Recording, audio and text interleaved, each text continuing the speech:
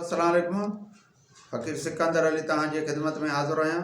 दोस्तों, अॼु राइस मिलन ते ॻाल्हाईंदासीं, कारखाननि ते ॻाल्हाईंदासीं ऐं उन माना सेलरनि ते ॻाल्हाईंदासीं जेके अनाज वठनि था उन्हनि ते ॻाल्हाईंदासीं। दोस्तों, जेके कारखाननि वारा आहिनि, सेलरनि वारा आहिनि, राइस मिलनि वारा आहिनि, उहे छा कंदा आहिनि जो हारी जॾहिं या ज़मींदार को अनाज खणी वेंदो आहे त उन जे माना कटौती कंदा आहिनि।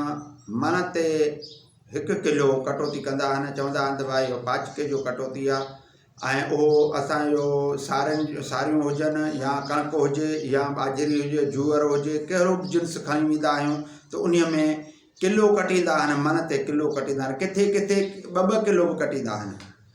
इहा सरासर ग़लति तरीक़ो आहे, छो त क़ुर शरीफ़ में आयत आहे त तोर ऐं माप में ख़यानत न कयो, छो त उहो पंहिंजो तोर वठनि। पाचके जो जेको पाचको आहे, जेको प्लास्टिक जो पाचको आहे, उहो माना आनो माना 50 ग्राम जेतिरो मस उन जो वज़न आहे या वधीक वज़न नथो थी सघे, भला अधु पाउ रखो वज़न 100 ग्राम वज़न उन जो, पर इहो बि न आहे त उन लेवल सां ई असां हारियुनि खां ऐं ज़मींदारनि खां किलो कटनि था।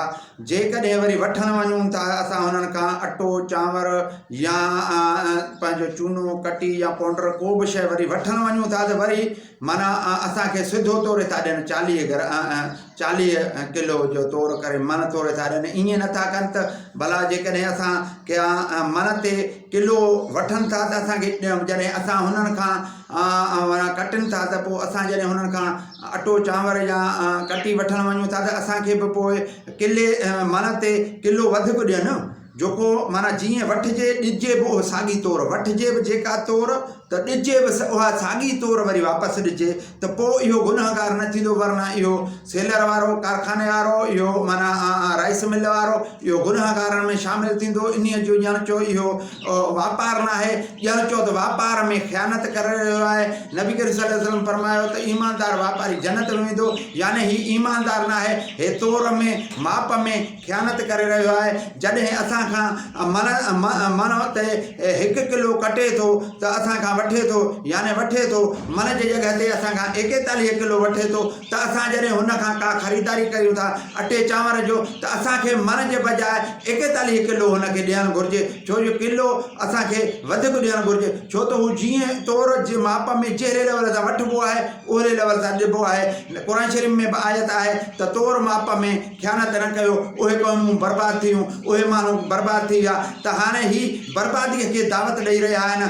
माना ईअं सम्झो त ही तौर माप में ख़यानत करे रहिया आहिनि, असां सां ख़यानत न करे रहिया आहिनि, मगर दीन इस्लाम जे उन कानून जे ख़िलाफ़ु कमु करे रहिया आहिनि ऐं कानून जेके टोले रहिया आहिनि, यानी क़ुर शरीफ़ जे आयतुनि जो इनहराफ़ी करे रहिया आहिनि, यानी क़ुर शरीफ़ जे आयत खे जोखे मञण जे बजाए माना उनखे माना उन जे ख़िलाफ़ु कमु करे रहिया आहिनि। इहे मुसलमाननि जे उन में माना दायरे खां ॼण चओ त मां छा चवां, असां फ़क़ीर आहियूं त मां थो ॼाणे इहे मुसलमानी वारे कानून कानून त क़ुर मां ख़ारिज न थियनि, क़ुर जे कानून जे उबतल न हलनि ऐं ही दुनिया आरज़ी आहे, कुझु ॾींहं लाइ ही आहे, ही माना दुनिया हिन जे लाइ आख़िरत लाइ नुक़सानकार आहे, दुनिया ऐं आख़िरत लाइ इन्हनि माण्हुनि लाइ नुक़सानकार आहे। तंहिं करे इहे तौबा ताइब कनि, ॿीहर अहिड़ो अमल न कनि जंहिंमें हुननि जो